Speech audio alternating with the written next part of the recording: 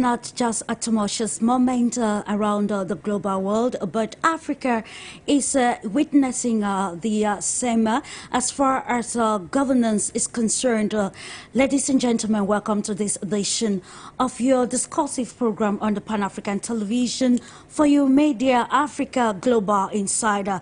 Today we are taking special focus on the aspects of governance or the governance system in Africa, dwelling more on recent discontent shown by the vibrant young people in Africa, calling for more accountability and transparency, and of course governance that can translate to the living standards of Africans. In recent years, Africa has witnessed a notable surge in civil unrest, particularly driven by the younger generation who are increasingly vocal about their discontent with prevailing governance structures, from the chants of protesters in Uganda and Kenya to the masses rising in Nigeria. The message is clear. Citizens are fed up with bad governance and, of course, are urging for more accountability and transparency. However, the rising youth protest against bad governance has ignited debate across Africa and a need for a profound reflection of underlying systematic issues exacerbated by stagnant governance practices, economic instability, among other issues. Though great strides have been made or recorded from the times of independence till date, the changing global dynamics and the urgent needs to meet the needs of the largely young African population have urged stakeholders to want to re-evaluate the governance system in Africa and how it affects the continent's total transformation. With a panel of experts on today's edition of Global Insight, we seek to understand the striking stakes of governance and how it continues to have a subtle impact on human transformation in spite of the natural and human endowment of Africa. African governance, on the other hand, has unique characteristics shaped by the continent's historical, cultural, political, and even economic context. So we have asked these problematic questions. How have historical relationships between African states and former colonial powers influenced current governance structures in different regions across the continent? In what ways do you think the legacy of Cold War politics still impacts governance in Africa today? And what are those peculiar characteristics of African governance in present-day society? Welcome, ladies and gentlemen. You are on to Global Insight.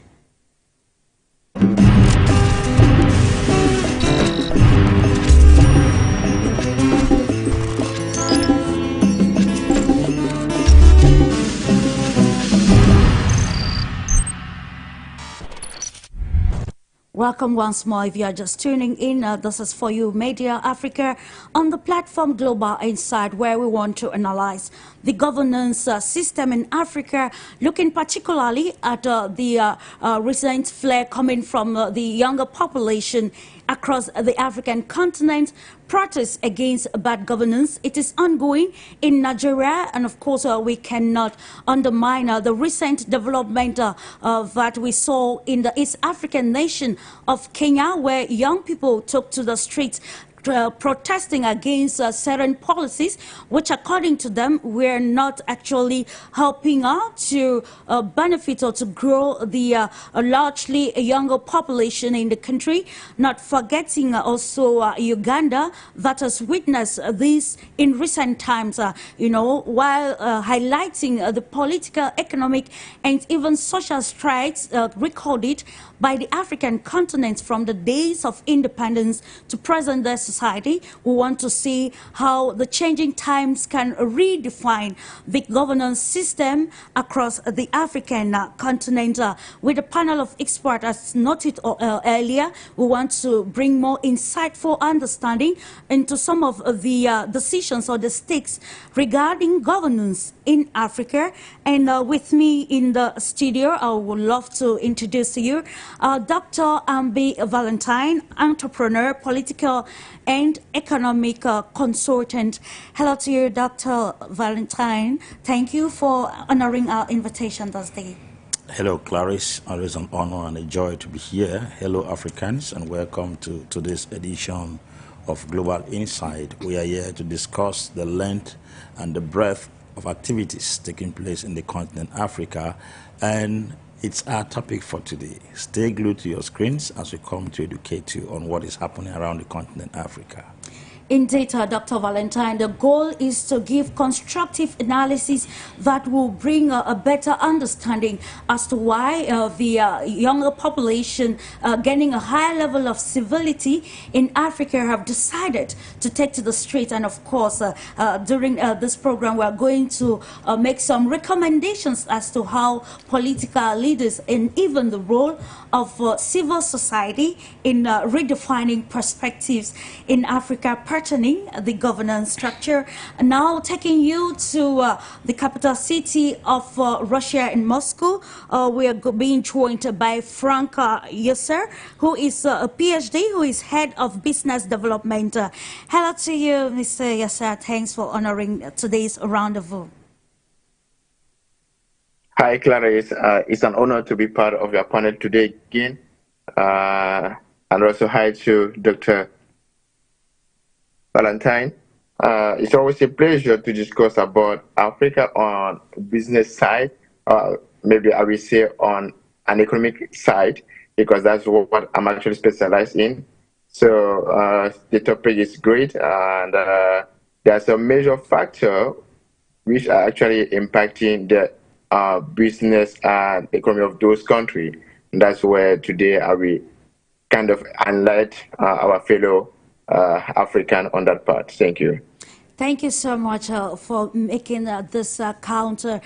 Joining us from the United States of America is Professor David Munda, international relations expert, also public policy analyst. If you're already there, Professor, I wish to welcome you to today's edition of Global Insight. Thank you for having me.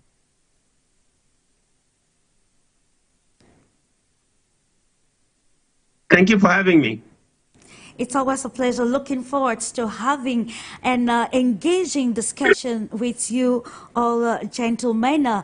If Mr. Ezenwa Nwago, who is from Nigeria, Chairman, Partners for Electoral Reform here, if he has joined the conversation already, I'll take this opportunity to welcome him to Global Insight and, of course, to For You Media Africa.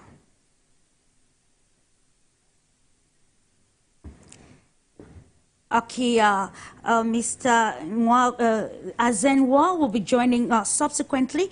I would love us, gentlemen, to kickstart today's edition of Global Insight by looking at the contextual, analysis of what the governance system is in Africa, and of course relating it to the present-day contestations coming from the younger population. Let me kick off with you, Professor Munda. Yes, I think this is a very poignant and very pressing question around African governance. What are the stakes, and why is it meeting resistance? And I think a central theme of our conversation is really about this question of governance. In other words, when we think about the social contract between those who are governed and those who govern, how is that social contract being articulated? How are people on the ground, meaning the electorate, the population, how are they feeling about the leaders in power or the rulers in power meeting the needs of that social contract, meaning provision of security, public goods, good standards of living, working economies, security, environmental management, and so on and so forth. And I think part of the challenge to the three areas you mentioned in Uganda, for example, in Kenya with the recent demonstrations, and even in Nigeria. And we also saw, recently also in Cameroon, these questions of governance are really a major issue for the population. And when we think about governance, we're really thinking about the systems. How are people led? Are systems working? And we're really also thinking about that intellectual infrastructure around how things will be done and how things will be done appropriately. And here we're thinking of two main issues, not only about the mechanics of the administrative state, meaning how the government conducts its business, but also normative questions around the behavior of governance. In other words, those things that are not written in constitutions, not written in books, but they become normative. In other words, they become behaviors of governance that the rulers and those that are ruled, the governed and those that govern, stick to. And here I'm thinking of issues like ethics, issues like norms, right? Issues like ethics, norms, and values within a governance structure, which will then inform how we think about questions of corruption, how we think about questions of succession. Is a big problem when we think of governance, Clarice. We have some of our leaders who've been in office for over 50 years, and they don't want to leave. So this is, again, coming to these questions of norms and governance. It's not written in constitutions, but what is the right thing to do in order to speak to this question of governance? So I think your session today is really, really important. It's a really excellent topic, and it's a lot more than just about the economics and economic growth and the politics and winning elections. It's also about the values, the ethics, and the norms about what is right and what is not acceptable. Absolutely. Thank you so much, Professor Amonde. And that is why we are here on this platform to want to understand all of these things. Let me continue with the conversation with you, Dr. Ambe Valentine. We're looking at the governance aspect, and to note that in Africa, while African countries or governments are fighting for the total, independence and sovereignty of the continent, we see that the young people across the African continent have actually gained some level of civility and been engaged in their, the political life of their various countries. But today, on this aspect of governance and wanting to understand in total how, the governance system is affecting the total transformation of Africa, I would love that you elucidate more on, some of the historical relationships between African states and former colonial powers, and how the governance system adopted from them is actually influencing the present day leadership in Africa, and what are those areas or stakes that has to be addressed with the changing times? Yeah, Clarice, we have been introduced into something that we are yet to accept. Ferdinand Leopold Oyono, in his famous book, The Old Man de Médard, said in French, in quotes, le pied de Mecca ne pouvait pas entrer dans le chaussure de blanc. In other words, the white man brought a shoe which was bigger than the size of Mecca's feet. So something has been introduced to the African continent that we are still to adapt into. I was in the British House of Commons last year, and we spoke about contextualizing democracy within the African continent. And I think it's where the problem is. Democracy as defined, probably from a generic point of view, is government of the people, for the people, by the people. But that does not apply the same in every nation. I think that if we don't redress the issue of democracy within the African continent and contextualize it based on our orientation and the background we came from, is going to bring serious, and it will continuously bring serious problems in the continent Africa. For instance, if you go to Britain, we have parliamentary democracy, which is not what is practiced in Cameroon, which is not what is practiced in either Kenya or Uganda.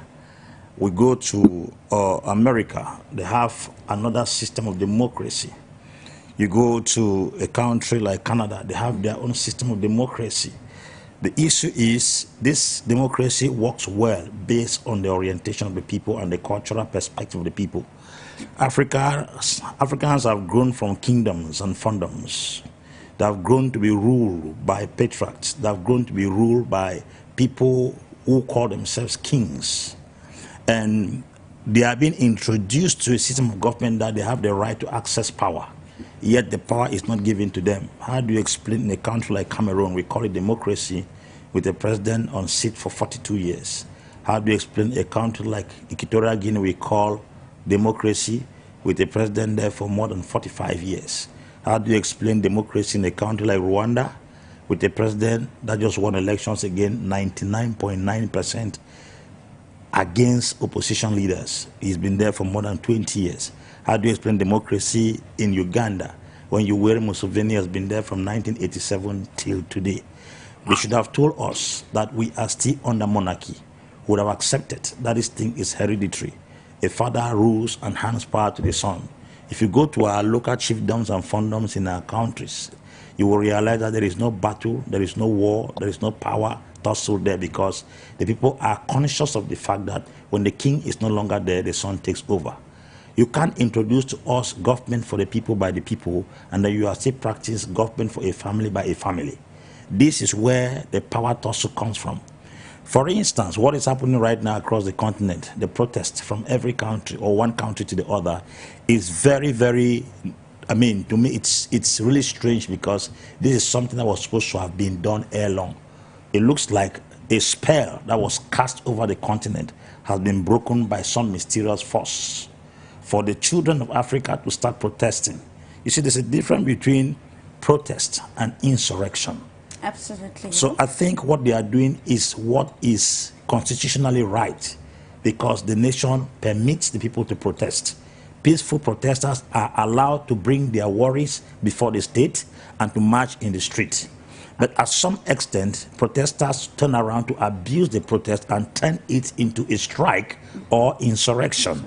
Like what is happening in Kenya, it's applauded by many, but somehow I disagree with it, because they are not supposed to tell the president, who is constitutionally and democratically elected, to go out of power. It is not in their right to do that. But they have the right to come against bad governance. They have the right to fight against bills they do not accept in the parliament. So political hoodlums are passing through this crisis to cause insurrection in the nation. They cannot be imposing Raila Odinga over Ruto. So we are here to educate the protesters to understand that your plight as protesters is well understood. Absolutely, but yeah. to cause into an insurrection or a strike is what is not acceptable. And of course, Dr. Ambi, that's where the problematic lies. We're going to come subsequently to understanding further, you know, what you just mentioned. But then let's get the holistic approach of from Frank Yusser, you know, patterning the governance from the perspective, you know, of a business, maybe consultant or, you know, an investor. How do you relate the present contestations happening across the African continent and, you know, patterning the governance in the continent and how it affects the private sector investment? Okay, Larissa, can you hear me? Well, I will say that we live in a global world. We live in a world where people have access to internet, where people are challenging each other. It's time for African youth. African youth have been seeing what's happening elsewhere. So they want to implement, they want to see the development that they have witnesses, let's say in Japan, in France, in UK, they want to have such a thing in their country.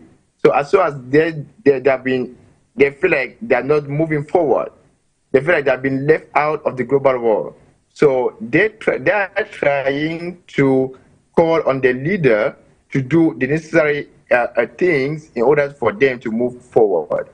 That's where they're not satisfied of the type of life they're having. They're not satisfied of the economy, and are not satisfied to be left behind. Today, let's say a Kenyan based in Nairobi is actually, he wants to compete with a Russian based in Moscow. He wants to compete with an American based in New York because he believes they have access to same element. Basically, theoretically, they have same access to internet, same intelligence, same knowledge. So what's the problem? Why they can't have such a development as other people? That's where they call on the leader, say, okay, we are tired, we are actually tired, we want to compete and give us the means to compete against others. That's for instance, if we take the case of Kenya only, the process started because the government decided to increase taxes. Just a random. If you take the platform called COFAS, it's a platform where economy are being raised. So if I take the case of Kenya, Kenya today is the country risk of Kenya is C. The investment in Kenya is A. One of the few countries who have index A as investment. Why is happening? Why is blocking Kenya to be the biggest economy in Africa? Currently, they're the eighth, but they still believe that we can do better. And Kenya being a saving economy, they do not like I'm not saying that like other country who manufacture product. No, Kenya is basically a servicing economy. So everything turn around services. And when the government decides to increase tax, they feel like, oh, we cannot perform research and increasement. We have to defend what we have now in order to be competitive enough. That's the major issue of the protest in Kenya. As a young African, understand that the people, the youth, they are fed up. They want something different. They want to challenge themselves. They want investors to come in and together they will grow.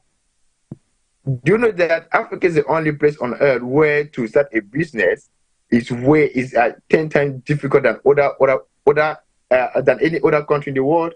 Why? Why such a thing when you want to compete, you want to start a business, you want to start AI, you want to you have an idea, you want to make a startup, but the law in place, taxes in place are not allowing you to be competitive enough. And we call them generations that we are tired. We want something different. We want to show what we know.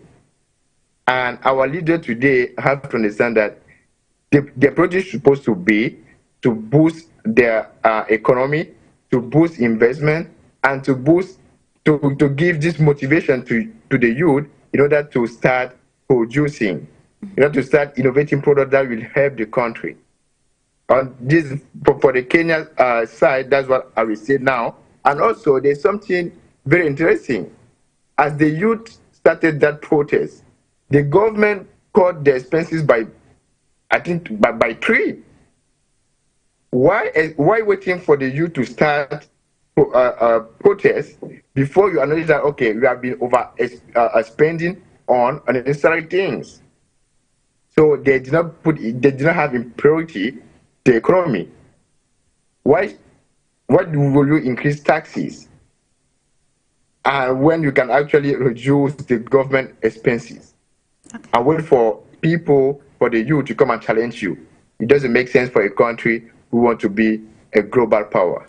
Okay, thank you. Thank you. You're concluding our phase. Just open up the next question, which I will be directing to you, Professor Monda. We are looking at African governance system and also looking at the changing dynamics. In the preamble, we highlighted something about the relationship of the core world dynamics and how it is influencing, the governance structure or system across the African continent. From a geopolitical perspective, Professor Monda, in what ways do you think the legacy of the Cold War politics still impacts governance in Africa today? And of course, when we identify a problem, we try to see if we can, propose a modern day solution that aligns into, the happenings in the contemporary society? Excellent question, and if I may, Madam Chair, I just want to respond to some of the comments that were made by my co-panelists. I think they raised some really important points. I think I have a slightly different view from Dr. Henri in terms of Kenya. I am a Kenyan, and I think part of the question we'll be talking about is governance. And the demonstrations in Kenya were not about Ruto and Raila. In fact, Raila was not even involved in those youth demonstrations. They were very much about the young people who are very much in touch with information technology, WhatsApp. They were organizing online. This was something across regions, across tribes, across ethnicities.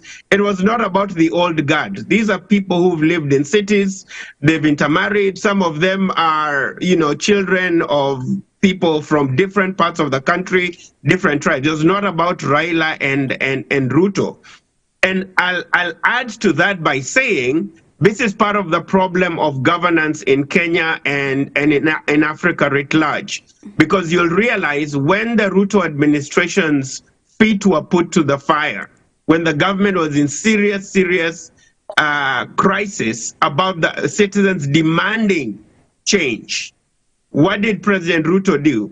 He went back to the opposition and did deals with the opposition in order to bring down or to reduce the demands or to suffocate the demands of these young protesters. And who did President Ruto go to make a deal with, to usurp the demands of the youth? It was Raila Odinga. So we see in Africa, when elites, when their interests are threatened, both in the opposition and in the government, they will come together to frustrate change and to frustrate meaningful change. So I think that's one very important element. These, at least as they started, these demonstrations were not about Raila Odinga coming back to power. In fact, the government was very surprised because they have this assumption that anytime there's a demonstration in Kenya, it's Raila Odinga. This was not about Raila Odinga. I think that's one very important point to clarify. Absolutely. And then the second point to think about is this question about the economic element in terms of governance, right? Which is the second element of what we're talking about. I think part of the challenge, again, with the Kenyan situation is the liberal institutional model of the Bretton Woods system of Washington, the Washington consensus, this idea of austerity, this idea of structural adjustment programs, which is exactly what the IMF is asking Kenya to do, and which is what is replicated across the continent. I think the citizens were very much frustrated with that. This idea that you continually raise taxes, you reduce investment in human needs programs, which are critical, social welfare programs, education, healthcare, infrastructure, programs for the elderly and the unemployed. All of those are being cut by the IMF and the World Bank. So I think there was also an element of frustration that, is Kenya really an independent country, or has Kenya now become a neo-colonial state, basically doing the handiwork for Washington? And we see this also in terms of how Kenya has been so much acquiescent to send its police to Haiti when there's insecurity in Kenya itself. In other words, just playing to the tune of Washington. But I think there's also two other elements when we think about the economics and the frustration of Kenyans with the Kenyan economy. This is hyper-globalization. This is a question of automation, and the other question of financialization. Sure. So because of hyper-globalization, in many countries in Africa, we have all these huge corporations that are not necessarily accountable to the people, right? That say they're bringing in investment, but a lot of this investment is very extractive. Take, for example, the Chinese, all this infrastructure they're building. Most of the labor they bring in is not beneficial to Africa. They bring workers from China. They bring cheap labor, slave labor from China, from their poorest of their poor, right, to come and work on these construction projects. Number two is there's no knowledge transfer. But I think in the Kenyan context, what was also very frustrating was the level of debt, meaning Kenya is about $68 billion in debt, which means for every $100 Kenya earns, $68 is going to service debt. So you only have $32 billion to actually, $32 billion to run the economy. This is a macroeconomic crisis, and this is a major problem. So I think part of the element of the background to these demonstrations was also that people were really protesting about how the government kept borrowing debt. And borrowing, governments have to borrow, but it was reckless borrowing. Absolutely. We're borrowing from the Chinese, and we can't pay the Chinese. And the problem is half of the Kenyan budget is lost in corruption. So you're not managing your budget, and then you're borrowing, and the politicians are stealing that money. And I think this was the other element of the frustration from the people. And lastly, and then I'll conclude with this. Mm-hmm. I think the other broader element is the question of institutional reform, sure. Right? Mm-hmm. So President Ruto was trying to raise taxes because the IMF has said you need to raise taxes, you need to raise more revenue domestically. But the people are already overtaxed. And why is Kenya having fiscal problems right now? Because we've over-borrowed from China. Chinese loans are usually very short-term and high interest. So what Ruto was trying to do is to pay off the Chinese so he can get cheaper debt from Washington.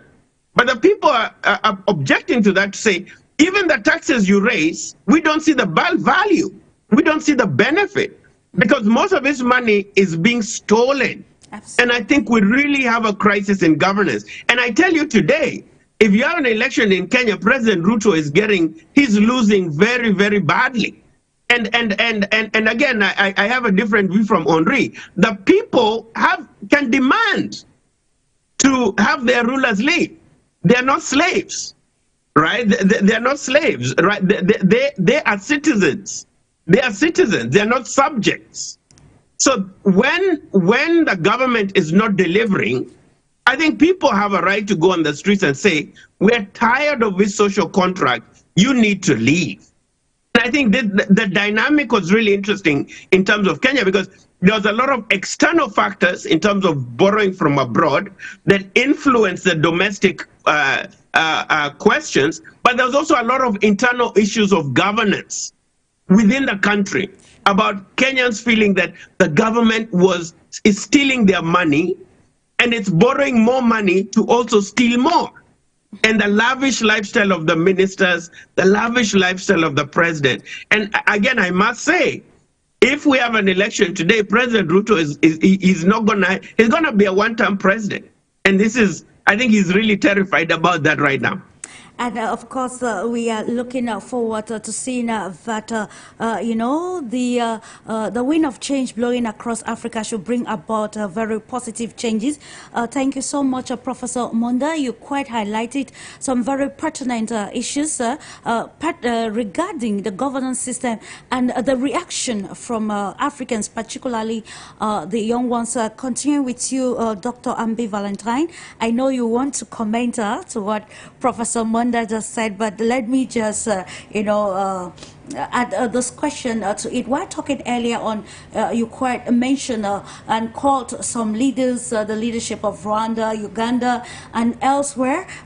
When you see public opinions, of course, has applauded Paul Kagame for the leadership that has ensured stability in his country and progress. And though they have actually decried the governance system, which actually is limited in grooming future leaders in the country, this brings us to the question of, understanding longevity in power and a leadership that is people's oriented, that can, bring forth policies or internal governance policies that will transcend into, the development of the human capital and total transformation, especially the economic transformation of countries across Africa.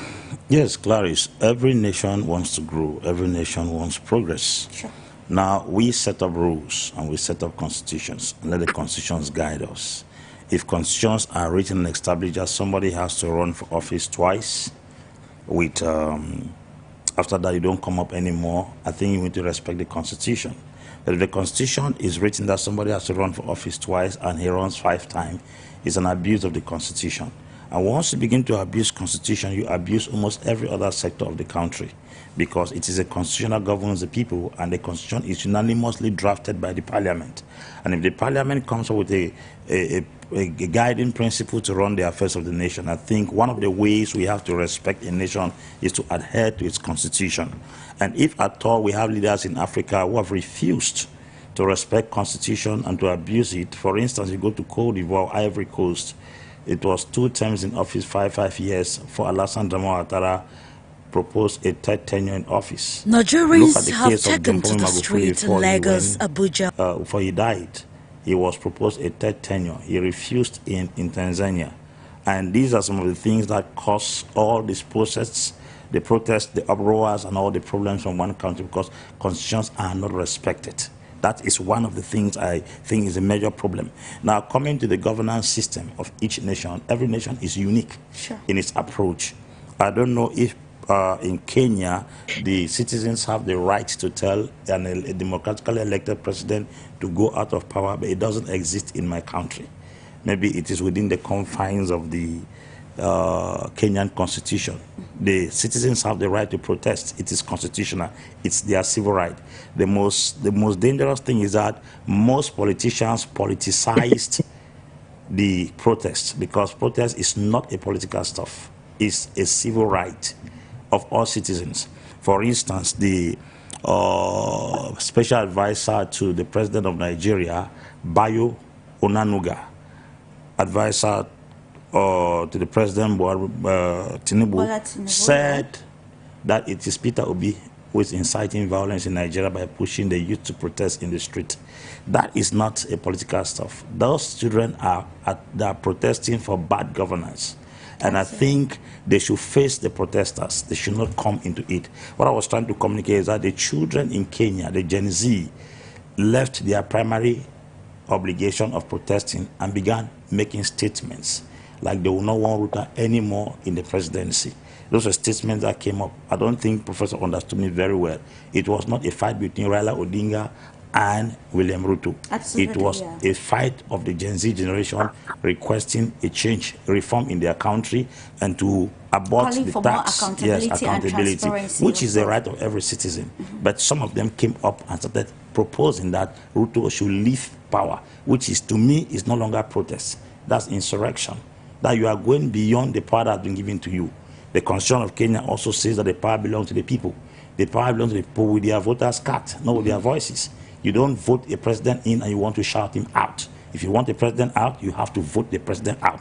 Constitutionally speaking, if the population does not want Ruto tomorrow, they should use their voters' card. They can't come out in the street and they remove somebody with their mouth that their voters' card put him in power. It is absolutely unconstitutional, and it should be respected. If we want to maintain governance and guide Africa to the place of emergence, then we definitely have to work constitutionally. We are the ones who establish constitutions. So you're trying to say that there are no instances where, there is need for that drastic change to be taken? There is no way citizens who have elected somebody into power have such boldness and authority to ask him to go out of power without using their voters' card. No. What happened in Senegal? The Senegalese were not comfortable with Macky Sall's governance. What did they do? They waited until elections, and he attempted going for a 3rd tenure. That was when they showed him that we were not quiet because we didn't have power. We were quiet because we were respecting the constitution. Now that you are violating the constitution, we'll deal with you. And they chased him out of Senegal. So I think if we are building a sane society, we should operate within the confines of the constitution we drafted, and we think we should respect it. No level of protest has the capacity to send a president who has been democratically elected out of power. That should be clear. And now, coming back to the economic stability of each nation, the truth is every nation operates within their strength. And that is the reason why some people get very frustrated, because you look at the system of operation right now in Nigeria, they will blame Buhari, they will blame Tinubu. Yeah. But you see, this problem started since in the days of Goodluck Jonathan. The money that was kept as reserves in Nigeria was spent by Goodluck Jonathan in his days. That's why they said money was circulating in the economy during the days of Jonathan. Ngozi Ikonjo-Iweala, who happens to be the World Trade Organization head right now, was the Minister of Finance under Jonathan's regime. She called Jonathan to order and told him that this reserve budget kept for the state that you are pumping into the system, people are enjoying it, tomorrow there will be problem. The crash of the government started since from the days of Jonathan. But you see, sometimes people rule and leave a hanging government. That's the reason why the Nigerian government was on a balance. So when Buhari came, he did not know how to handle it, then the whole stuff crashed. The thing is crashing the more under Tinubu. So if you look at it critically, you may want to just blame Buhari, you may just want to blame Tinubu, but you fail to understand that the thing began crashing from the days of Goodluck Jonathan when he mismanaged the reserve that was kept for the nation. And of course, you always end with me wanting to continue with you, but let me reserve the question to when I'll come back to you, Dr. Ambi Valentine. And of course, quite interesting. Just to remind our viewers that dear Gloat too for you, Media Africa, and this is Global Insight, where we discuss constructively on issues affecting the global world and particularly Africa. And today we want to look at these major stakes concerning governance. Now we have segmented, somehow into the contextual framework of the governance system and how, the inheritance of some of these policies from former colonial powers actually affecting the governance structure in many African countries. But let's also look at the role of external influences with you, Frank, yes, sir. We're looking at the geopolitical rivalry, particularly between Western and Eastern powers, and how this can shape governance in Africa. Last time we were looking at the aspect of shifting alliances, and still looking at how it affects the governance structure or the leadership, pattern of a nation. What can you say pertaining this geopolitical rivalry affecting the governance system in Africa in present-day society? Yes, Clarice. Actually, I think I will not actually go by what you said. I believe in globalization, and I can actually say that I'm a Gen Z. Today, talking about Africa, we should not try to shift our responsibility on the West or the East. We have grown enough to be responsible of ourselves. So, Professor David has said enough about Kenya. If we take in this frame as you bring it, you say about the West and the East. Kenya is a major ally to the West, one of the major allies of America in Africa. But the protests started in Kenya, so you cannot blame. If we come to this side, if you want to blame, or if you want to bring a type of power in need, we cannot say that it was coming from the West, because Kenya is an ally to the West. So as a young African, I want us to be responsible of what's happening to us. That means what? We should find a solution by ourselves for ourselves, and not trying to go to other means. Kenya, I will take again the case of Kenya and Nigeria, which are the third and the fourth economy in Africa right now, in sub-Saharan Africa. Dr. Valentine just said that the economy of Nigeria started crushing from Goodluck Jonathan. Yes, I agree with him. But as a leader, those coming after Goodluck Jonathan, they must have a plan to back up the economy. You cannot pretend to lead a country when you don't have a plan to back up what makes the country great. When Jonathan left, Nigeria was the first economy in sub-Saharan Africa. Buhari came, he tried his best, but he did not succeed. Actually, I consider he did a bit little. Now we have a new president. What was the plan that he had to boost the economy? We, as African, we cannot allow Nigeria as the biggest market in Africa to fall down. That's too risky. And here we cannot blame West or the East power. We have after 6 years of independence for some country, more than 60, we have to be capable enough to stand by ourselves and not be influenced by power. We can just negotiate the term of contract that come to us. Professor David just said that when Chinese come to Kenya to invest or to build, when they give loan, they want to build a road or whatever, they bring their own employees to do the job, which is wrong. It's actually wrong. The term of contract in every loan has to put our country ahead. Let me just take a simple example. China today, when you read the contract, the loan term they give to African country is very bad. Only them can, if they give you money, when China give a loan to an African country to build a road, only a Chinese company must win that market. I mean, that tender is written in the loan contract. I'm talking here as a lawyer also, a corporate lawyer. Why will you condition a loan, give to a country, and want it to come back to you? We Africans should grow and understand that we should not be influenced by a different power. I don't buy that statement. I'm those young Africa. I'm part of those young African who want to stand by themselves. We can collaborate, we can cooperate, but no influence. Okay. No influence, because the technology that they have, we also have that. And when we can cooperate, we have a mutual respect, and that's where we stand equally, and we become a global. We have the globalization where everybody bring what he has.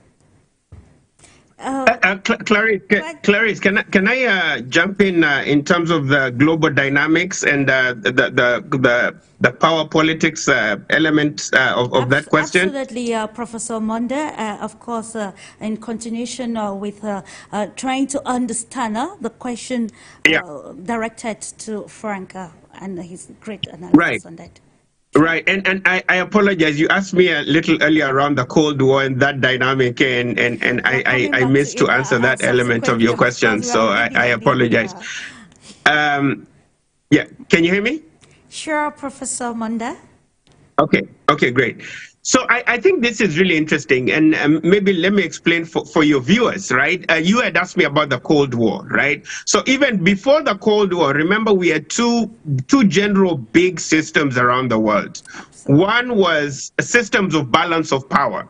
So this is when we think about the post-Roman Empire, post-Byzantine Empire, when you had mainly European countries, right, balancing each off of each other. So you had alliances between the Austrians and Russians against the French, and the French against the English, and so on and so forth. So there's this dynamics of balance of power. In other words, this was in Europe, right, that tended to be all about centers of power or poles of power.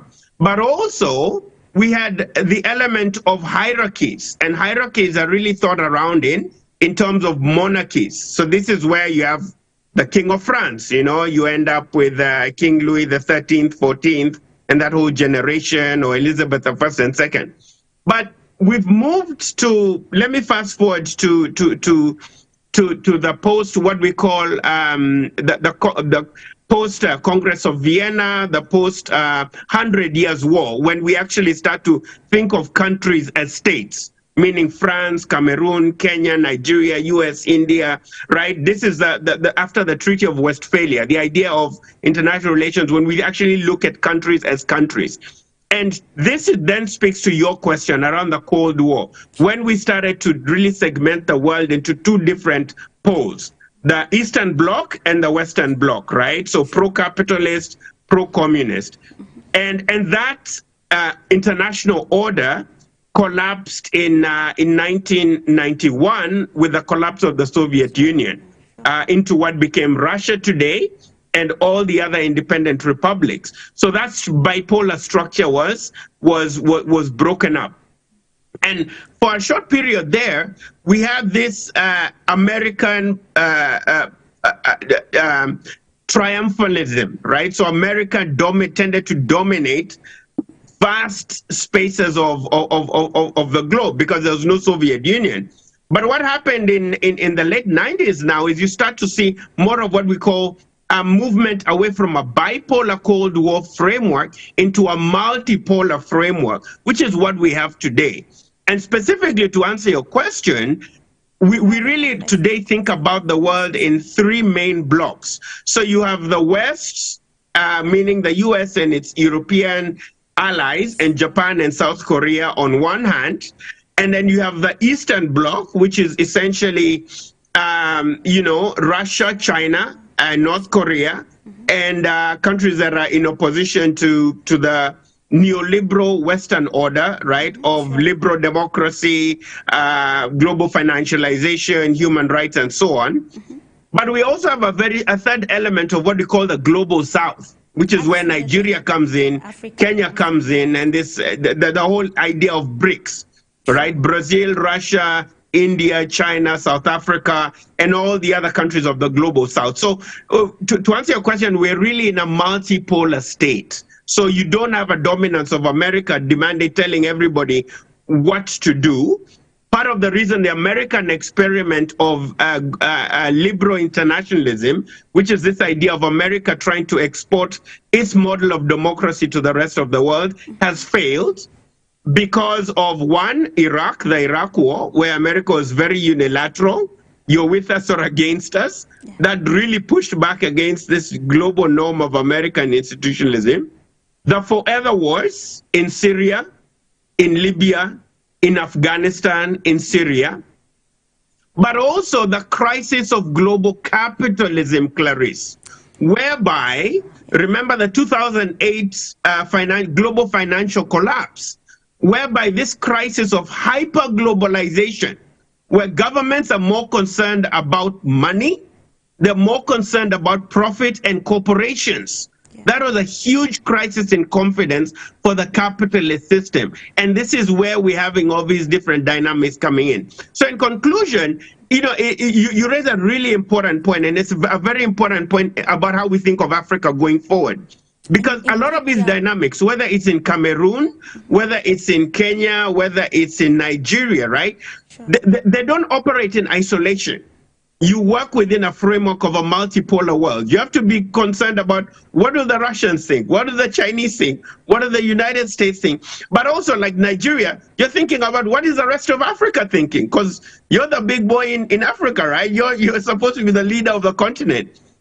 When you're Kenya, you're thinking, when Kenya becomes a non-NATO ally of the United States and it's moving itself away from the autonomy of Africa, right, and African independence, and really moving strongly into a pro-Western camp. What are the dynamics about that for major power interventions on the continent, which is something we've been trying to move away from? That US can just come to Libya and remove their leader whenever they want, right? That Western powers can do whatever they want in Great Lakes. 5 million people are dead, and nobody's talking about it.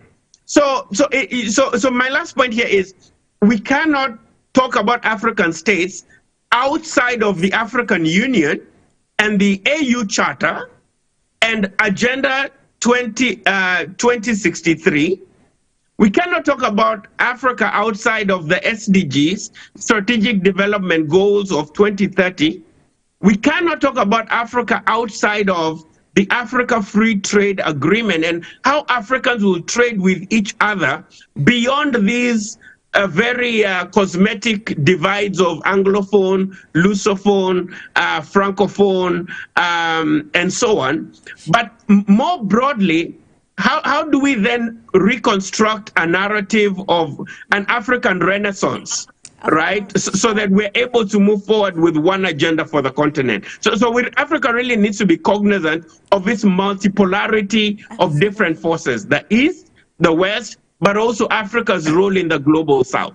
Absolutely, very pertinent, Professor Monde, and I think that's where the question we directed to Frank was heading to, looking at the changing dynamics. How can Africa now reshape its governance system to meet all of these changing dynamics, to which will indirectly or directly solve some of the grievances actually pointed out by the young people across, Nigeria, Kenya, Uganda, and elsewhere across the continent, Dr. Ambi Valentina. And now it will bring us to asking this question on bringing a peculiar governance system. We see that transparency and accountability is still a problem, and corruption, which you all have mentioned as to why we borrow money, or governments borrow money, and are not able to bring about feasible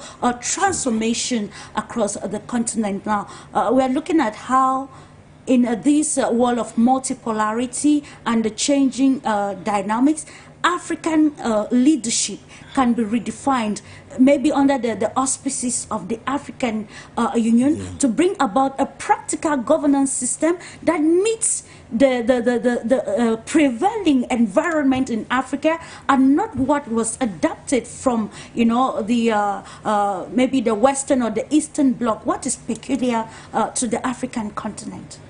So many things are peculiar in the African continent, which if we properly coordinate them, it will make us very relevant in the multipolar world. Sure. To begin with, Africa has blocks, and these blocks first and foremost supposed to come under a single banner. For instance, if you go to Europe, you have the European Union. Countries are independent, but they have the same currency. Countries are independent, but they don't have borders. Sure.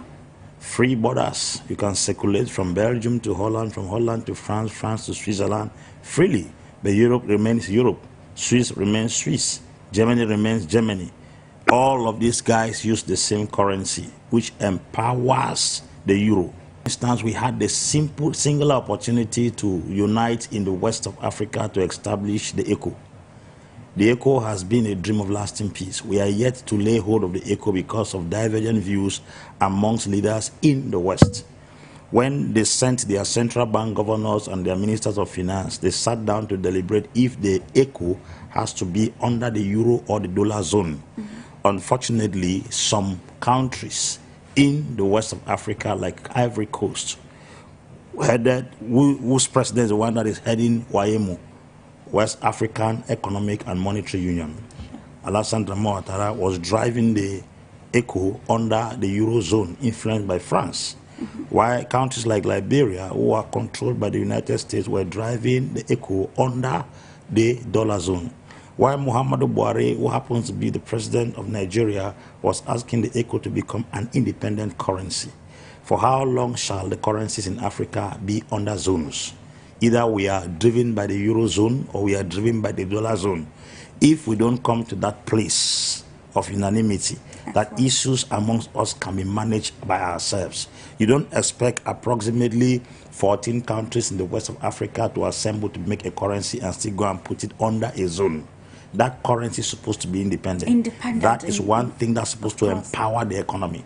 And you look at the world becoming this multipolar, it is because every currency, every country is looking for an ally to make their backup very strong. You realize there is a threat against the dollar, because the BRIC nations want to come up with a currency that will beat the dollar in market. It's because the world has become multipolar. What is Africa thinking towards that direction? We have the Maghreb, we have the CEMAC, we have SADC, we have ECOWAS. You now realize that these guys are also breaking out of ECOWAS. Niger, Burkina Faso, Mali. These guys are from the Sahel states. Yeah. These Sahel states, they are coming under a confederation. They had a meeting recently. Sure. These three nations have chopped up 72 million people from the population of 400 million people in the entire ECOWAS region. And they are envisaging coming with a common currency. I think that drive is one of the drive the African countries supposed to look into it, because I think if we have an independent currency, we can't have more than how many currencies in Africa that cannot even bargain in the world market. Sure. For instance, if we are going to the world market to go and bargain, we go with CFA. What's the power of the CFA? But if the entire West Africa has a currency like the ECO that can bargain with the euro and the dollar in the market as an independent currency, it will influence the activities. Because any country that imports, or continent that imports more than it exports, would definitely face devaluation. Our currencies are devalued because what we do more imports than exports. Now you realize that these things are the things that hamper Africa. So the unfortunate thing is that a country like Kenya is trying to fight as an independent country. Cameroon wants to fight as an independent country. No matter the muscles Cameroon mounts, it can never and ever contest with the euro, because the euro is a combination of 27 countries that come under a single banner. Their economy, their resources, and all their infrastructure put together is what backs that currency, the gold in them. Yeah. Now you go back to America. America is a continent that it looks like a nation. Almost 50 states in America, and each state looks like a nation in Africa. With that capacity, coming up with Canada and other countries there, they back the dollar. The dollar has its capacity. That's why the dollar is a universal currency that when used in every nation, there's a commission that goes to America. So how do you take franc CFA? Or is it the Kenyan shillings? Or is it the Zimbabwean dollars? Or is it the Nigerian naira? Or is it the escudo in Angola? Or which of the currencies do you want to take to go and contest in the global world? So we need to come under this banner. Like what Prof said, we signed in the AU, the African Continental Free Trade Area. How do we carry goods from Cameroon to Kenya without borders? How do we make a borderless continent like Europe is borderless? You enter metro from Belgium to France, you will trade. You can move from France to Germany, you will trade. You can freely circulate with single visa. But you want to live here and go to Nigeria, there's a visa in your passport. You want to live here and go to Kenya, even because recently Ruto made Kenya a visa-free nation. These are all the things that hamper the economic growth of the country, because we cannot carry products from one country to another freely without all sorts of embarrassment and frustration. Okay. Thank you so much. Just to remind our viewers tuning in, Vatayo on Global Insider. I think this is a very pertinent aspect which I would love us to dwell more on. It's not about, we want to see if how we can, let me come back this time around to you, Professor Munda, how we can arrest the root causes that lead to governance lapses in Africa, still aligning with the viewpoint of Frank Yusa, who said he believes that Africa it should be responsible enough to provide African solution to African problems.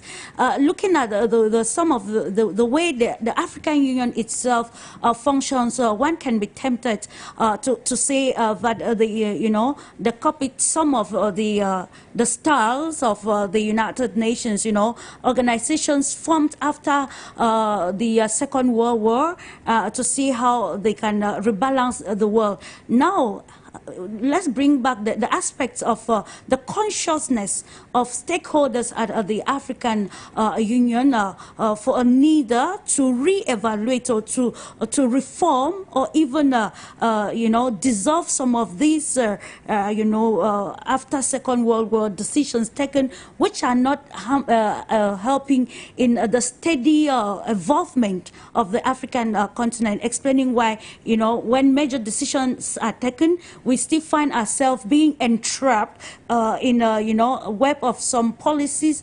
already taken back in the days, which do not align with some of the ideologies of present-day initiatives to redefine the governance structure or model across African nations? Okay. Could you? So what's your question, please?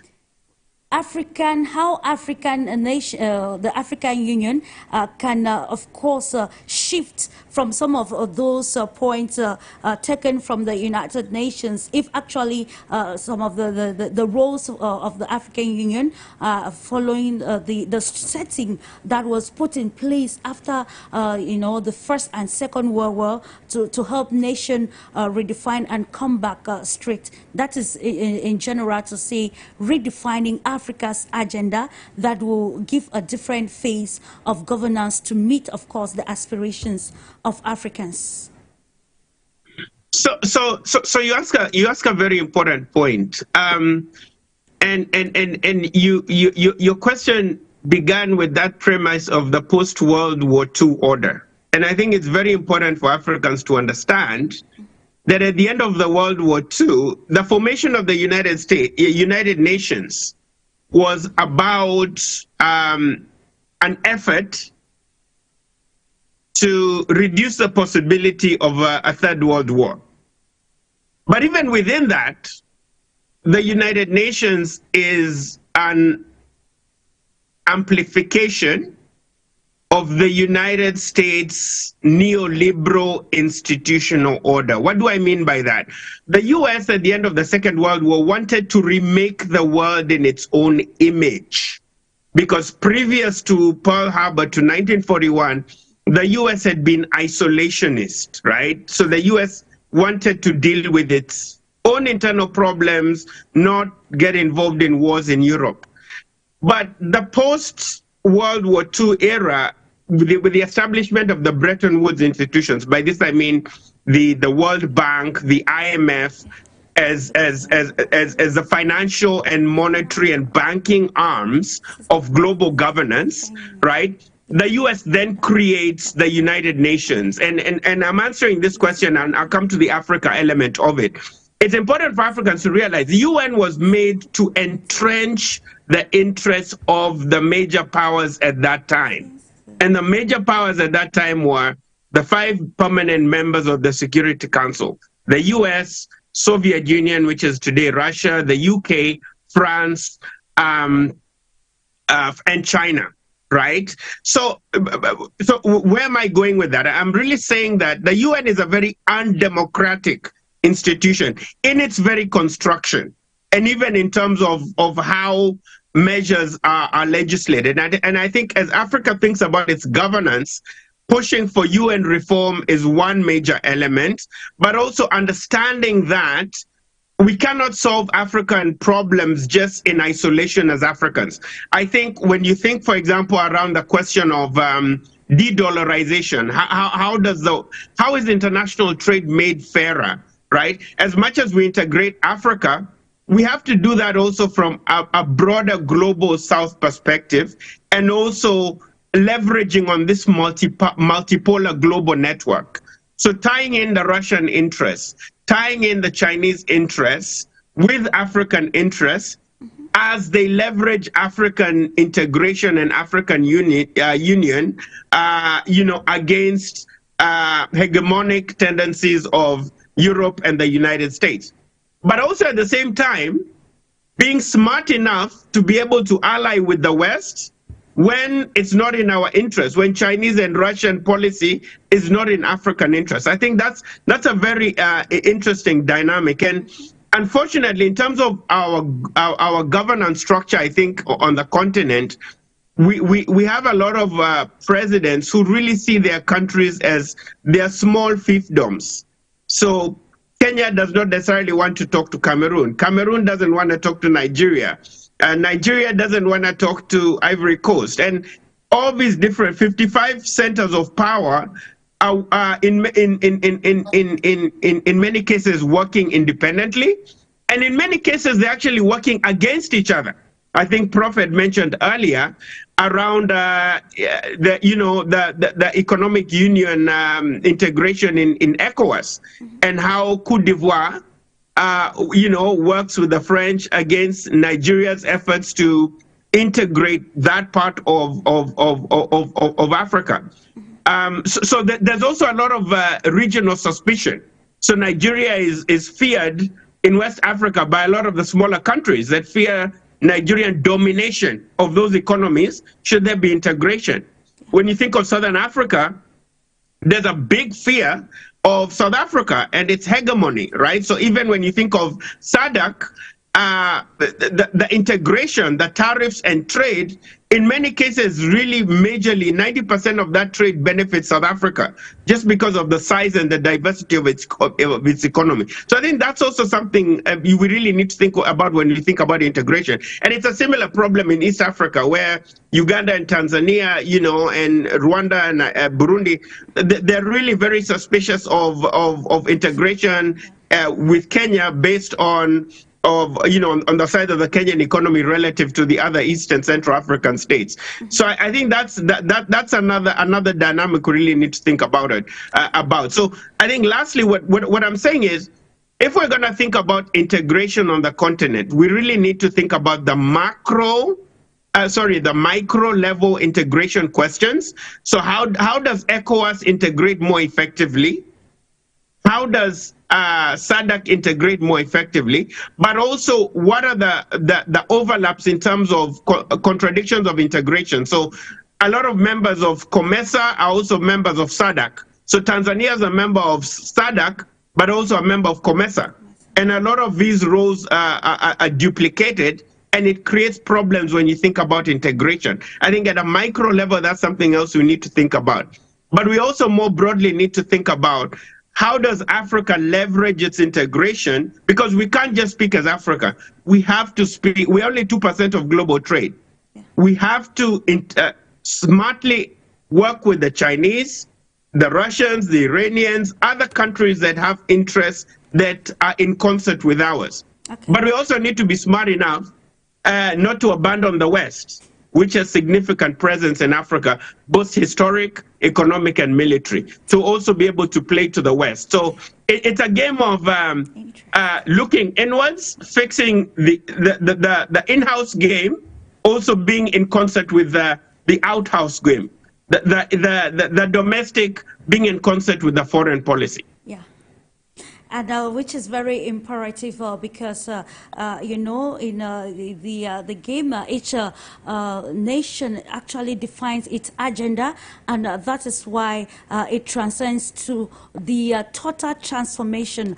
All of these stakes we are identifying, Dr. Ambe, is to see how by solving all of the underlying aspects we can indirectly solve and also meet to the aspirations of young Africans. And yes, actually, it's a pool. African youth are referred to as a pool of talent that needs actually to be harnessed to give them, of course, the greatest scope to partake. Coming to you now, Frank, yes, sir. You were talking earlier on the aspect of the need for a leadership to be focused and intentional on especially the economic trajectory of the country. And we take the case study of Nigeria. I would love us to dwell more on it. Let's look at the present stakes, especially the aspect of investment and the saga pertaining Aliko Dangote's oil refinery in Nigeria, and how the government policies actually hijacked this very gigantic project that had the capacity, or has the capacity to solve some of these problems, because youth unemployment and other aspects being cited in the preamble of the protest. We noticed that investment in the country can indirectly and directly solve some of these grievances. Let's now try to analyze how political maneuver or political interest somehow derails the government in place in taking practical decisions that could prosper and the economy of the country. Looking at how the Nigerian government reacted to the Dangote oil refinery project, and of course how it is being manipulated by some sort of political rhetorics. Thank you, Clarice. Thank you for that question. That's actually my field of specialization. Please, before I answer the question, I would like to get back to some details mentioned by Professor David and Dr. Valentine. Professor David, first of all, he said that Africa is only 2% of international trade. It's 3%. Why are we only 3%? Because we don't produce much. Africa do not produce. So you cannot be part of a trade. You cannot be a big player in the trade where you don't produce. We only consume. That's why we are remaining to 3% of the global trade. The other question was about the after. That is actually a question where we Africans have to focus the most. China today is a powerful country because it grew from inside. They grew the economy and they became a powerful country. They don't have a real politics, but they have one of the biggest economy in the world. That's what influence, that was give leverage to China. As African, we can do that. If African leaders focus on trade, between the 55 countries, we can emerge as one of the biggest, or the biggest, as one of the biggest in the world. Let's take a few examples. Cameroon and Nigeria. You can export or import from Nigeria to Cameroon freely. Why? Those are such questions that we can address, and this is part of the after agreement, which since 2022, what you were supposed to be applied is not yet applied. Why we can't do that? Are we supposed to only focus the trend of the West or the East? No, we have to build from inside. We have everything economically to build from inside. We just don't have the political initiative to do that. Now, coming to your question about Nigeria investment. Nigeria is a big country, but the politics that influence investment is very low. It's the red line. When you take the investment risk in Nigeria today, it's point D. A country, when an investor take on the country risk, it's in Nigeria.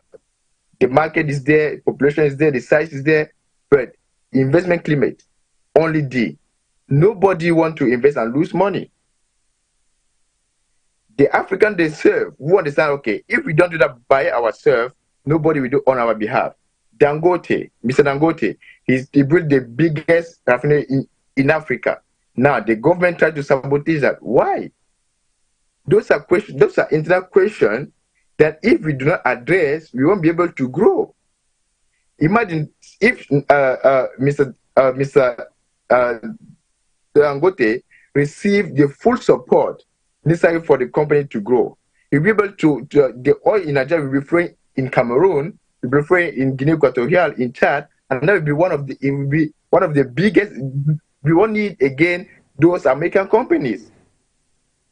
ExxonMobil, Total Energy, we won't need those countries. The market will be owned by an African, and we'll be able to define the price by ourselves. When the Nigerian government, the current Nigerian government, do not want to support a local investor, it's questionable. What politics are they running? What economic politics are they running? You have in Nigeria, during the press, it was a week ago, Mr. Dangote himself said that he knows many Western Nigerians who, instead of investing in Nigeria, prefer to invest outside of Nigeria. This hurts.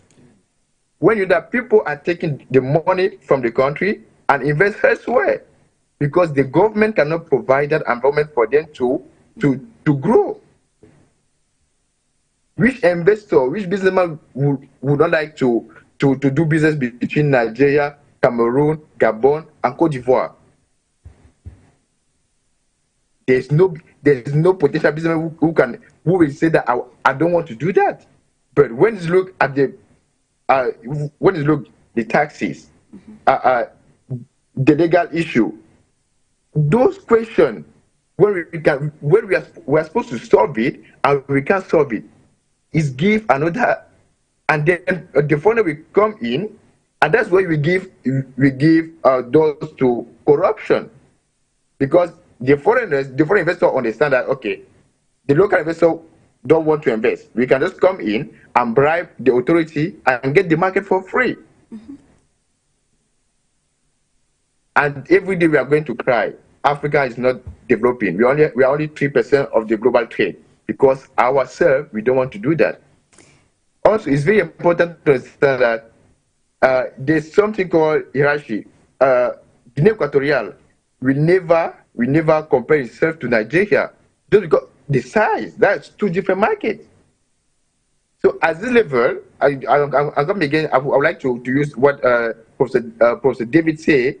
When we go to the East Africa, Kenya is the biggest economy. Nobody will discuss about that. I mean, other countries cannot try to be on the same level with Kenya. It's not possible. There's something called competitive advantage. Those small countries, I will say like that, they have to focus on an element that will give them leverage in order to be part of the market. Again, Kenya is the biggest servicing economy in the world. They can actually even give services to Nigeria. Nigeria is an oil economy. They can focus on oil and provide other parts of Africa.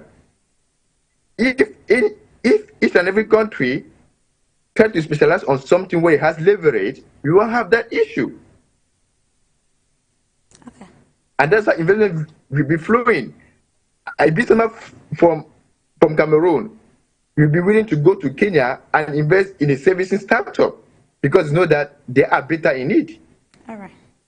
A businessman from Cote d'Ivoire will be willing to team up with with those people in the oil in Nigeria and have some of the biggest revenue in the world, not only one, because they understand that these guys, they are ready and they have the knowledge, they have the policy for that, and let's just team up and do it. That's how business works. Okay. America today is the greatest country in the world, not because they are super, because they have a very solid economy, Sure. where businessmen understand themselves. And it's very necessary to grow economy and to open, to have an investment policy that give flexibility to business people. That's how we can have our own narrative based on economy and our and local investment. Thank you. Thank you for that, and of course that brings us to asking the question on, or maybe understanding why the African diaspora will not actually engage fully in investment across the African continent, of course, and they are a reservoir that can transform totally Africa. Dr. Ambe Valentine, I don't know if at this juncture I will be saying that the problem has been identified, and we are almost going to the end of the show, but then it is imperative to look at the way forward, recommendations. When we look at it, we see that the policies, or the policies, I beg your pardon, that African politicians still have a lot to do in setting their leadership models or even governance system into check, so that it can open the continent for investment, and thereby making it a very fertile ground for the vibrant young population to actually explore and exploit the scope.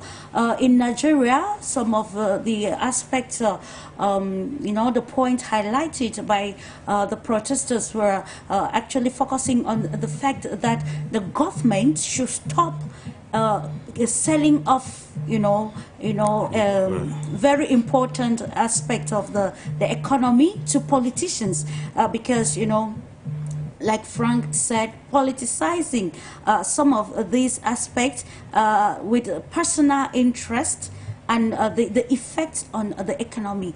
So in your own perspective, what are those recommendations pertaining the political will of African governments, and of course, do you think people-oriented leadership can reduce the number of protests we are recording already in Africa, patterning the governance system?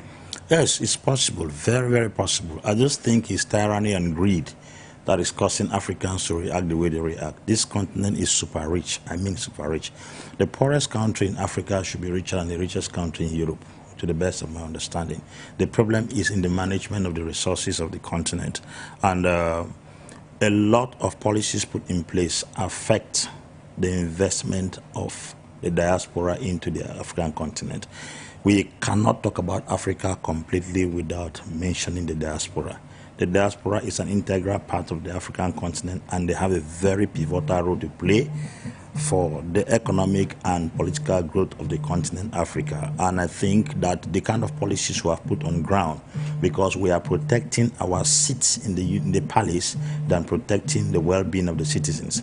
Policies are put in place to protect presidents to stay long in power than to give an opportunity for the economy to grow. Presidents are threatened by the growth of their citizens for fear that tomorrow they may be too empowered to be ruled by them, which is rather unfortunate because it helps to puncture the growth of the countries in question and the continent at large. For instance, we have very terrible tax conditions in Africa. To establish a company in Africa, the process you go through to establish a company is terrible. Do you know in a nation like Canada, there is a possibility you open a company for years, you are not demanded tax until the company grows to a particular amount of capital. Yeah. If you do not have that amount of capital, the government is not interested. But unfortunately, in African continent, by the time you are still in the process of opening the continent, they have eaten all your capital because of the different barricades you have to cross in order to establish a company. Then if you establish a company, for example, in my country, you are given a year of exoneration of taxes. That is to say, you have just 1 year to be exonerated from taxes before you start thinking of paying taxes.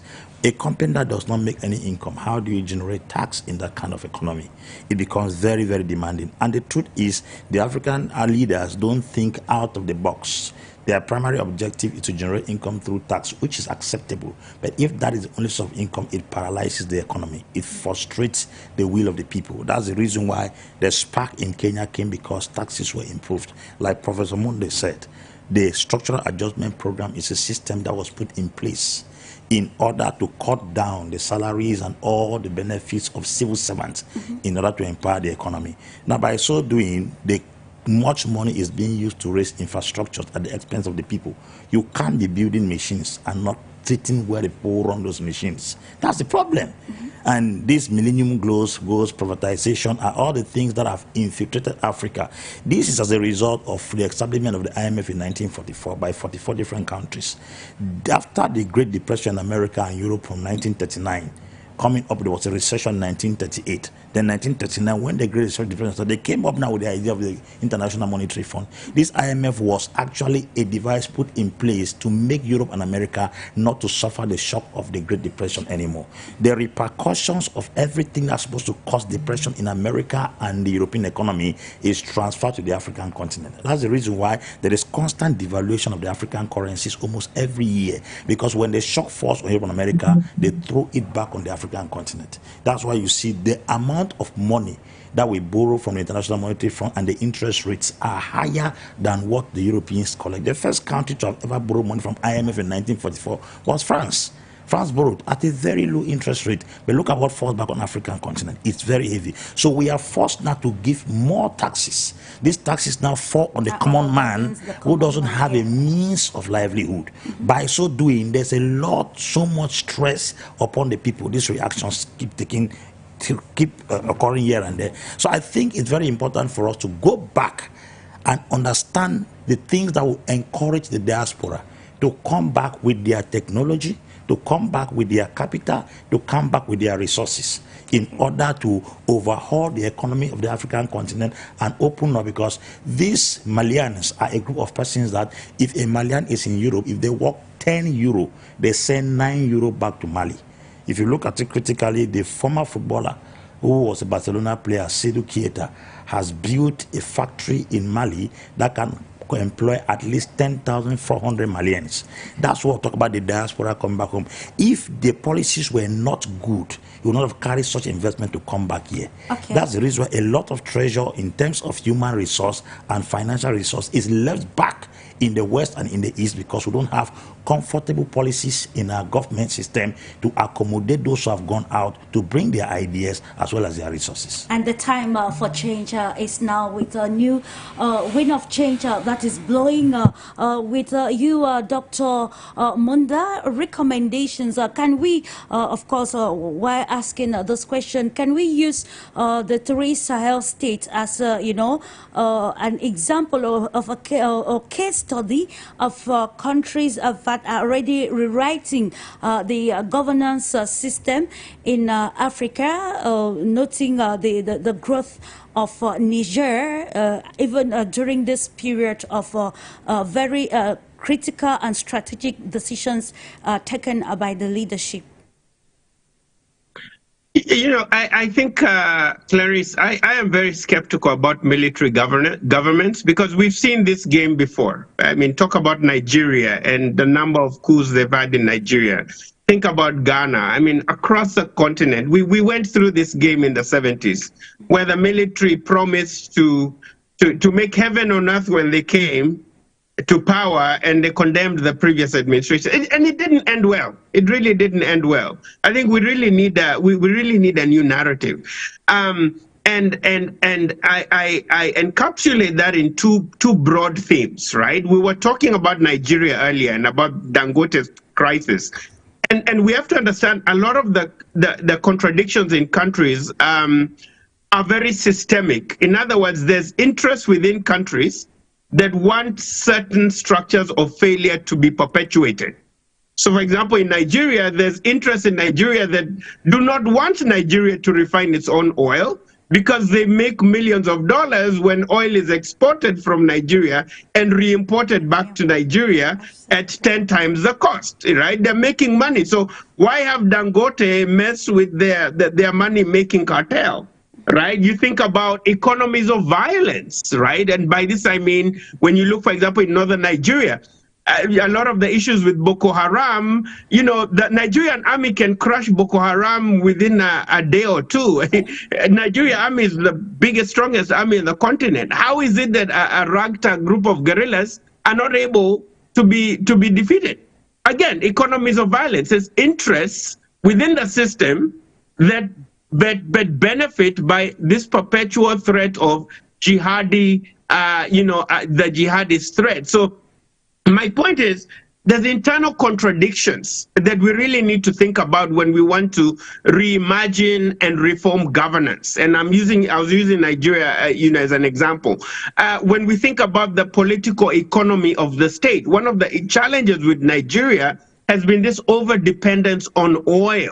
Right, Nigeria has become a rentier state. Nigeria, in the 60s, before oil, had a very vibrant agricultural economy, very bustling agricultural economy. They are feeding the region.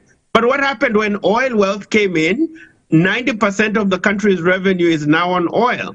So I think, we really need to move away from this statist model of governance, where the interests of the economy are not based on, demand and supply and market forces, but they are based on the interests of certain elites within the state. They channel the state resources to benefit, a certain group of elites. But I think, lastly, my last point in terms of thinking about reform, aside from reimagining the structures of governance and these, contradictions within the state that perpetuate inefficiencies, corruption, and crisis within countries, I think it's also normative. I think African citizens need to point at themselves, because we are the people who elect these elites who continuously establish cartel states and exploit the people. So it's really a question about a normative change. If I'm going to elect President Ruto because he's from my tribe or from my region, and I expect him then to deliver back to me, we are perpetuating certain cycles of a crisis. If I vote for Bia because he's from my region, and I expect then to get my auntie or uncle or me appointed, not based on my competence, but based on my ethnicity, we perpetuate those problems. So I think there's also a broader question of civic engagement and civic education. Absolutely. People need to be educated to say, you are citizens. You're not slaves, right? You're not subjects, you're citizens. You have rights. It's not about the president telling you, I was elected so I can stay in power for 5 years, and whether I'm a dictator or I'm abusing you, you have nothing to say until the next elections come up. No, people can demonstrate and people can demand the president leave. You are not subjects, you are citizens. You have a stake in the system. And ultimately, all power resides with the people. It is donated to elites in trust. And when elites violate that trust, this is the other reform model. When elites violate the trust of citizens at the ballot box, then they need to leave power. Okay. Thank you so much. Let's round off with you, Frank. You, sir, what is the take-home package, especially a message, I beg your pardon, pertaining the governance system and the responsibility of African leaders to redefining perspectives that will solve the many problems affecting the vibrant young Africans? Thank you, Clarice. I would also have. I would also like to give some proposition about how to improve the economic structure in Africa. You were talking about the diaspora, so I would like to say that African diaspora have a role to play, and they have to connect African businesses with the diaspora where they are established in. For instance, we here in Russia, we are trying our best to connect, to bring African businesses to Russia, not only to bring Russian businesses to Africa. So we have to make that move. Try to locate or to identify business in Africa that produce something and help them to export their product to the country where we are.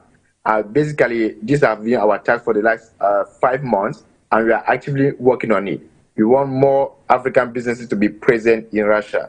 And as I shared with you last week, like a document where we are working on it. Hopefully, it will be possible. We are trying to identify biggest, like major businesses in different countries in Africa, bring them here to either get a partnership or either get some equipment or either get transfer of technology. This basically is something we have to do. And each and every African, wherever it is, in whatever just what it is, have to do the same thing. We are lucky that we are almost everywhere in the world, so we can get different knowledge at every time. Okay. Also, coming to your question about the policy that our leaders have to do, they have to be they should not be they should be they should not be they should leave their pride. Our leaders are so proud, they think that they are ruling slave, that other citizens have nothing to say according on their way of ruling. It's not true. They have to identify and move according to the time where they are in. A leader who cannot understand the circumstances of today's world cannot rule a country like Nigeria, Kenya, or Cameroon. We, the youth, we understand the challenges, and we want to live according to our time. We don't want leaders who are going to take us back in the year 90s. No, we have a different reality, so they have to adapt on that. That's the first thing our leaders have to do. Yeah. They have to empower those who are doing well. They have to empower those who are doing well. Even in the Bible, you say that he who does will receive more. If in a country, in every country, president or government should identify those who are doing well, sponsor them, and give them the means to upgrade or to challenge the best in the world. Today you have the Dangote because of President Obasanjo.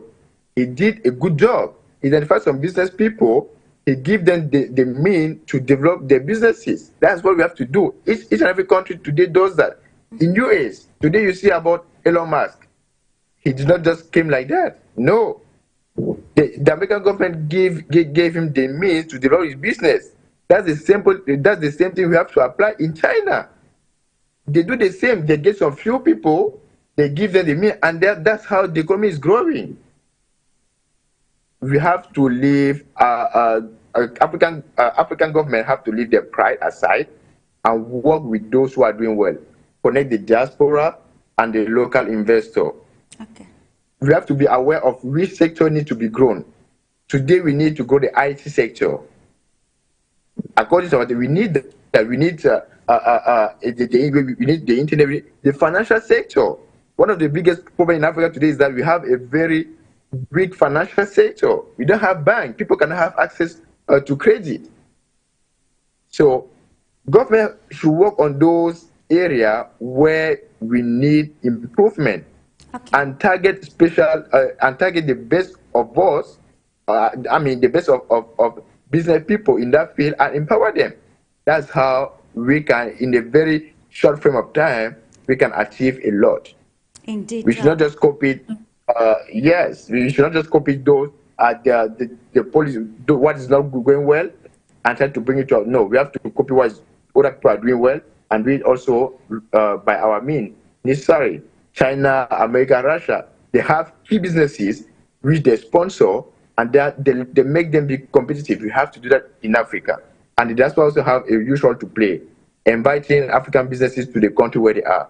Thank you.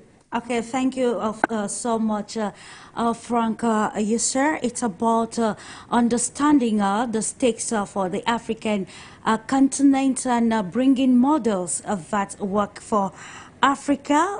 I've just been informed that we still have about 8 more minutes, so I think I can come to you just briefly, Professor Munda, for us to look at how transparency and accountability can already solve some of these problems, and the reform of the African Union, a strong constitutional force for Africa and its governance system.